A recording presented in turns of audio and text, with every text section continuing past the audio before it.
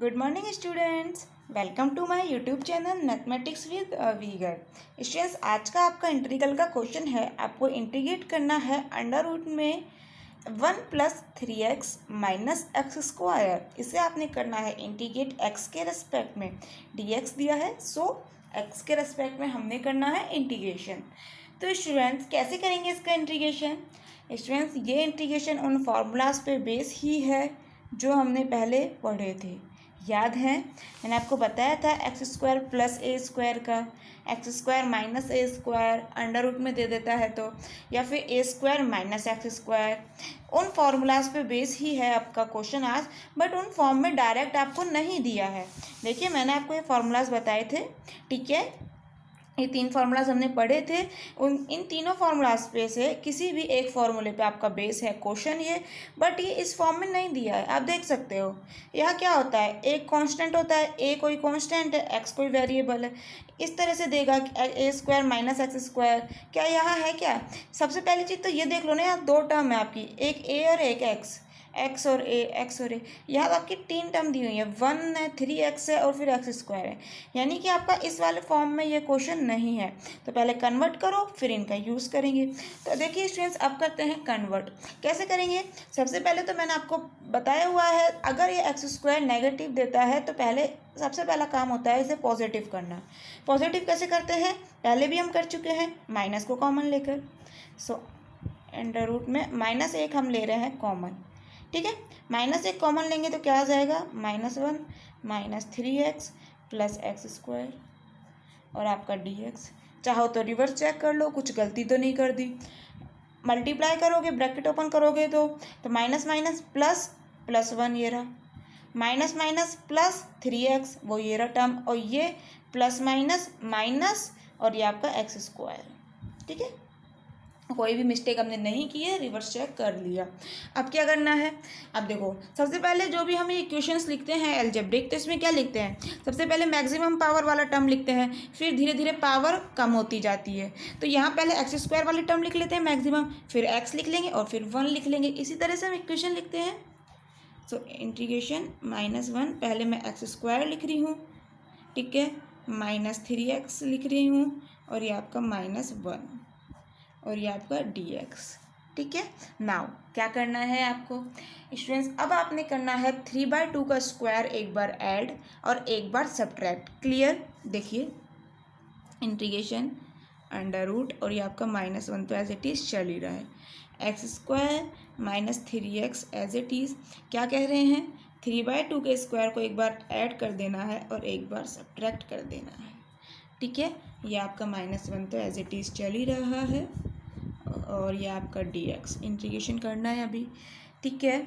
Students, ये plus है, ये माइनस है, तो कैंसिल हो रहे हैं, यानी कि हमने इक्वल टू का साइन बिल्कुल सही लगाया है। ये इसी के तो इक्वल है, क्योंकि ये तो कैंसिल हो ही रहे हैं, ऊपर वाला टर्म ही तो बन रहा है आपका। क्लियर? अब क्या करना है? ऐसा हमने करा क्यों है? ऐसा हमने इसलिए करा है क्योंकि अब बन रहा है एक होल स्क्वायर। समझ पा रहे हो किसका स्क्वायर बना रहे हैं हम? स्टूडेंट्स, हम बनाएंगे इसका स्क्वायर। किसका स्क्वायर है ये?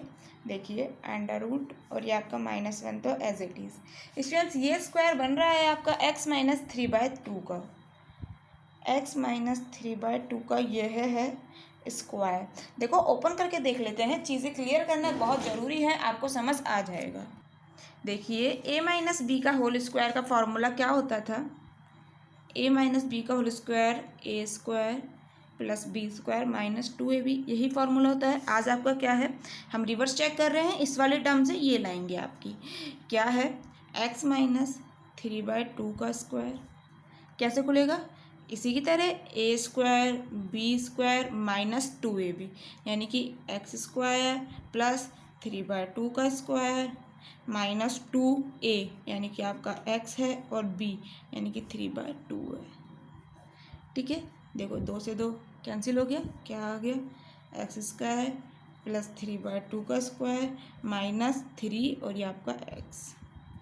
2 तो कैंसिल हो ही चुका है, तो देखना ये वाली टर्म और ये वाली टर्म इक्वल है, तो हमने इस टर्म को x² - 3x प्लस 3/2 का स्क्वायर, इस टर्म को स्टूडेंट्स हमने ये लिख दिया, तो क्या गलत कर दिया? अरे इसके इक्वली तो लेकर आए हम अभी अभी। क्लियर?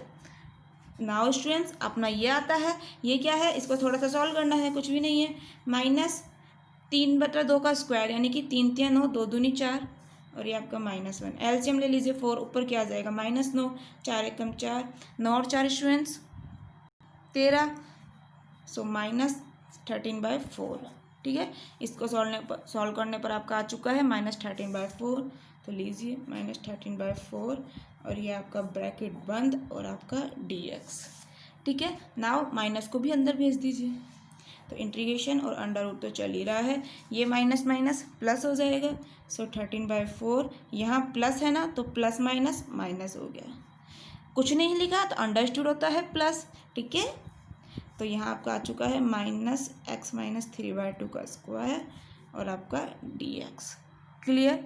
अब क्या कर रहे हैं, अब देखिए उस फॉर्म में कन्वर्ट करने के लिए इस 13 को लिखना होगा √13/2 इस फॉर्म में। √13 का स्क्वायर क्या होगा 13 और 2 का स्क्वायर 4, 2 दूनी 4। क्लियर। अब आता है ये वाला टर्म। तो देखो उस फॉर्म में लिखने के लिए ऐसा करो, x-3/2 को t मान लो। तो let x-3/2 is equal to T. Differentiation करो, x का डिफ्रेंशिएशन dx, 3/2 तो कांस्टेंट है, डिफ्रेंशिएशन 0 हो गया। So -0 is equal to T का हो गया आपका dt, यानी कि dx is equal to dt। Value put कर दो, dx की जगह dt, तो dx की जगह हम dt लिख देते हैं और x-3/2 की जगह t लिखोगे, t का क्या है यहाँ स्क्वायर। ठीक है, आपका क्या आ चुका है इंटीग्रेशन √13/2 का स्क्वायर -t² और ये आपका dt और ये कंप्लीट पर अंडर रूट चल ही रहा है। ये सिर्फ √13 है और ये अंडर रूट जो बाहर वाला है ये कंप्लीट पे है। अब तो बता दीजिए स्टूडेंट्स, उन फार्मूलाज में से आपका कौन सा फार्मूला यूज़ आ रहा है, a² - x² वाला नहीं आ रहा है क्या, फर्स्ट फार्मूला। देखिए ना, कंपेयर करिए, ए की जगह क्या दिया है आपको √13/2, अरे यहाँ a² है, यहाँ √13/2 का स्क्वायर है, यानी कि ए की जगह √13/2 लिख दिया है और x की जगह t लिख दिया है। तो वेरिएबल से तो मैंने पहले भी बताया हुआ है, कोई फ़र्क नहीं पड़ता, x की जगह हमें y दे दे, z दे दे, p q t कुछ भी दे दे, कोई फ़र्क नहीं पड़ता है। आपका जहाँ t यूज़ करना है तो वहाँ x की जगह t लिख लो, p यूज़ करना है p लिख लो, वाई लिखना है वाई लिखो, जेड लिखना है जेड लिखो, क्या फ़र्क पड़ रहा है। इसने जहाँ एक्स लिख रखा है ना, हम टी यूज़ कर लेंगे। तो समझ आया, सिर्फ एक ही वैल्यू आती है यहाँ पर, जो कि आपको समझ आ चुकी है √13/2। ठीक है, तो ए की वैल्यू क्या आई है √13/2। ठीक है, और एक्स की जगह टी यूज़ करते हुए इसका इंटीग्रेशन जब जानते हो तो इसका इंटीग्रेशन कर देंगे, ए की जगह √13/2 लिखेंगे और एक्स की जगह टी। तो क्या हो जाएगा स्टूडेंट्स आपका इंटीग्रेशन, देखिए देखो क्या हो जाएगा इंटीग्रेशन, x/2 यानी कि आपको यूज़ करना है t, तो t/2, a² - x² यानी कि ये वाला टर्म ही एज इट इज़ आता है ना, इस तरह से याद कर सकते हो, यानी कि ये वाला टर्म एज इट इज़ आएगा। तो लिखिए √13/2 को स्क्वायर है तो इसको आप क्या लिख सकते हो, इसी फॉर्म में नहीं लिख ले क्या डायरेक्ट, अरे √13 का स्क्वायर 13 हो गया और 2 का स्क्वायर 4, तो ऐसे ही लिख लेते हैं। ठीक है, ये थोड़ा सा अजीब सा लगता है देखने पर, कंजस्टेड सा हो जाता है, तो हम इसी फॉर्म में लिख लेते हैं, यही तो चीज़ है। माइनस आपका है t²। ठीक है, ये कंप्लीट लिखा, प्लस a², तो प्लस a² यानी कि √13/2 का स्क्वायर वही, तो लो एक बार लिख लो √13/2 का स्क्वायर, बाई क्या होता है 2, यानी कि अपॉन में आ गया आपका 2। ठीक है, साइन इनवर्स x/a यानी कि t/a, a की वैल्यू क्या है √13/2। ठीक है, plus constant of integration c। ना सिंप्लीफाई करना है, इंटीग्रेशन तो आपका हो ही चुका है, तो क्या आ जाएगा आपके पास, t की भी वैल्यू रख देते हैं स्टूडेंट्स, चलिए बाद में लिख देंगे, t/2 इंटीग्रेशन 13/4 - t² प्लस √13 का स्क्वायर क्या हो चुका है आपका 13 अपॉन 2 का स्क्वायर 4 और नीचे 2 और मल्टीप्लाई हो रहा है, सो 4 दूनी 8, साइन इनवर्स ये 2 ऊपर चल जाएगा यानी कि 2t/√13 plus constant of integration c। Clear, t की वैल्यू पुट कर देनी है, क्या है x - 3/2, तो x - 3/2 अपॉन है आपके पास 2, अंडर रूट में चल रहा है आपके पास 13/4 माइनस टी स्क्वायर यानी कि x माइनस 3/2 का स्क्वायर प्लस 13/8 साइन इनवर्स 2/√13, इसे तो हम एक साथ लिख लेते हैं, ठीक है। अब लिखनी है t की वैल्यू जो कि है x माइनस 3/2, ठीक है, plus constant of integration c। अभी और सिंप्लीफाई करना है इसे, तो देखिए सिंप्लीफाई करने पर क्या आ जाएगा बस। यहाँ पर सिंप्लीफाई कैसे करोगे, 2 एलसीएम लेके, तो 2 एलसीएम ले लो, x माइनस एलसीएम ले रहे हैं ना, तो क्या आ जाएगा 2 एलसीएम लेंगे आप, तो यहाँ पर क्या आ जाएगा 2x माइनस 3, ठीक है, और अपॉन में 2 चल ही रहा है, अपॉन में 2 को आप किस तरह से लिख सकते हो, ऐसे लिख सकते हो, ठीक है। ये चीज़ स्टूडेंट्स आप लोगों को आती है ना स्टूडेंट्स, यहाँ तो कंफ्यूज नहीं हो रहे ना। देखो मैंने आपको बताया था a/b और अपॉन c/d, इसको कैसे लिख सकते हैं, ऊपर वाला टर्म एज इट इज़ लिखना होता है, फिर मल्टीप्लाई का साइन लगाते हैं और नीचे वाले को कर देते हैं उल्टा। c/d लिखा है, इसे लिख देते हैं d/c। क्लियर, इसको याद रखते हुए अब देखो हम इसे चेंज करेंगे, क्या है x माइनस 3/2 अपॉन में 2, यही है। मैं कैसे कह रही हूँ इसे, ये क्या हो गया ऊपर वाला टर्म, ठीक है। देखो अब पहले एलसीएम लो तब समझ आएगा, 2 एलसीएम ले लो ऊपर, तो क्या आ गया आपका 2 × x, तो 2x माइनस 3, ठीक है, अपॉन में क्या चल रहा है आपका 2, और इसके अपॉन में 1 लिख सकते हैं, बिल्कुल 2/1 2 ही होता है। तो स्टूडेंट्स अब तो ये फॉर्मेट बन गया a/b अपॉन c/d। कैसे लिख लोगे इसे, a/b यानी कि ऊपर वाला term as it is, multiply का साइन, नीचे वाले को कर देना होता है उल्टा, 2/1 को उल्टा कर दो यानी कि 1/2, तो आपके पास क्या आ गया 2x माइनस 3/2, और बाहर क्या है आपका मल्टीप्लाई में 1/2। क्लियर, मैंने यही तो लिखा है, मैच भी कर सकते हो, 2x माइनस 3/2 और 1/2। क्लियर, ये चीज़ समझ आ चुकी है। देखो अगर आपको यहाँ प्रॉब्लम आ रही होती ना तो आपको शायद ये चीज़ भी समझ नहीं आई होगी फिर तो, कि हमारा ये 2 कैसे ऊपर चला गया, इसी तरह से तो गया है। इसको आप क्या लिखोगे, ये क्या है, देखो समझ लो इसको भी, कोई बात नहीं, थोड़ा सा लेंदी होगा बट चीज़ें क्लियर होंगी। क्या है ये t अपॉन क्या दिया है आपको, √13/2, यही लिखा है। अब अपना a/b वाला फॉर्मेट नहीं बन रहा स्टूडेंट्स, कुछ भी नहीं होता, a/b फॉर्मेट वाले में नहीं बन रहा होता तो अपॉन में 1 लिख लिया करो। t/1 क्या आएगा, अरे 1 का किसी में भी कर लो डिवाइड, वही चीज़ तो रहती है। a में 1 का भाग दोगे तो क्या होगा, a ही तो बचेगा। अब तो ये फॉर्मेट बन गया, इसको कैसे लिख लोगे, t/1 इंटू इस नीचे वाले को उल्टा यानी कि 2/√13, तो आपके पास क्या आ गया 2t, मल्टीप्लाई कर दो 1 × √3 आ गया। तो इसको हमने क्या लिख दिया 2t/√3, तो मैंने इसको यही तो लिखा है। क्लियर, समझ आया, चीज़ें समझ आनी चाहिए स्टूडेंट्स। क्लियर, देखिए आप करते हैं सिंप्लीफाई, तब तक स्टूडेंट्स कंसेप्ट क्लियर ना हो सिंप्लीफाई करने से फ़ायदा क्या है, आगे हम बढ़ते जा रहे हैं आपको समझ नहीं आ रहा है, कोई फ़ायदा नहीं है, ठीक है। तो समझते हुए चलो चीज़ों को, समझ आया ये कैसे आया। अब देखो यहाँ क्या चल रहा है अंडर रूट में, इसको अलग से सॉल्व कर लेते हैं स्टूडेंट्स, अपना वैल्यू पुट कर देंगे यहाँ पर। देखो आपके पास क्या है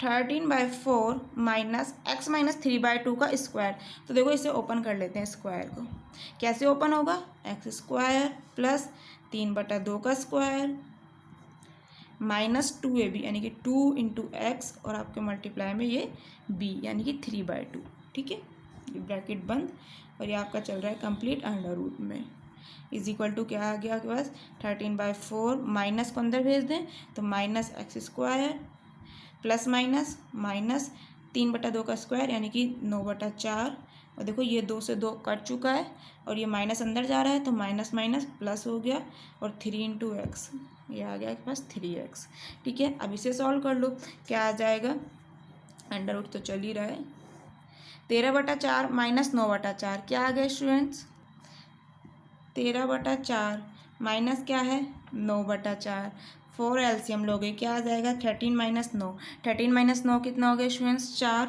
यानी कि 4/4, ठीक है, 4/4 आपके पास आ चुकी है वैल्यू 1, तो इसको सॉल्व करने पर अपनी वैल्यू 1 आ चुकी है। क्लियर, समझ आई, तो इसकी जगह हम लिख लेते हैं 1, और ये आपका एज इट इज चल रहा है -x² और ये आपका प्लस 3x। ठीक है, सॉल्व करने पर अपनी ये चीज़ आ चुकी है, तो यहाँ वैल्यू पुट कर देते हैं अपने क्वेश्चन में। अपना आंसर क्या चल रहा था, सॉल्यूशन में पुट कर दो value 1 minus x square plus 3x। ठीक है, वैल्यू पुट कर दी। नाउ प्लस 13/8, देखो नीचे लिख लेते हैं आगे वाला टर्म, प्लस 13/8 साइन इनवर्स। यहाँ क्या है, देखो यहाँ भी 2 एलसीएम लेंगे अपन, तो क्या आ जाएगा आपके पास, इसे भी सॉल्व कर लीजिए स्टूडेंट्स। क्या है आपके पास, साइन इनवर्स के अंदर 2/√13। ठीक है, सिर्फ हम ये एंगल वाला पार्ट सॉल्व कर रहे हैं, x माइनस 3/2 यही है। कैसे सॉल्व करोगे, एलसीएम लेके 2/√13, 2 एलसीएम लेंगे तो क्या आ जाएगा, 2 एलसीएम आ गया, यहाँ आएगा आपका 2x माइनस 3। ठीक है, देखिए 2 से 2 कैंसिल हो गया, तो आपके पास क्या आ गया, 2x माइनस 3 अपॉन आपका √13। क्लियर, सॉल्व करने पर वैल्यू आ चुकी है, पुट कर दीजिए अपने सॉल्यूशन में। क्या आ चुका है आपके पास, 2x माइनस 3 अपॉन √13। समझ आई स्टूडेंट्स, कुछ भी नहीं, वैल्यू पुट करा है ना अपनी सॉल्व करने पर, जो है ये 2x माइनस 3 अपॉन √13, ये वैल्यू पुट कर दी हमने, इसको सॉल्व करने पर ये आ गया अपना। ठीक है, now plus constant of integration c और ऐड करना है, ये आ चुका है स्टूडेंट्स अपना आंसर। समझ आया कैसा है, सिंपल सिंप्लीफाई करा है इसे, अंडर रूट में अपना टर्म चल रहा था, स्क्वायर ओपन कर दिया, प्लस माइनस, और क्या करा, यहाँ एलसीएम ले लिया। ठीक है, समझ आया स्टूडेंट्स। देखिए अगर कोई भी डाउट हो, कोई भी क्वेरी हो, तो कमेंट बॉक्स में पूछ लिया करो। ठीक है, सो थैंक यू स्टूडेंट्स, मिलते हैं नेक्स्ट लेक्चर में कुछ और इंटीग्रल के क्वेश्चंस के साथ। Bye bye.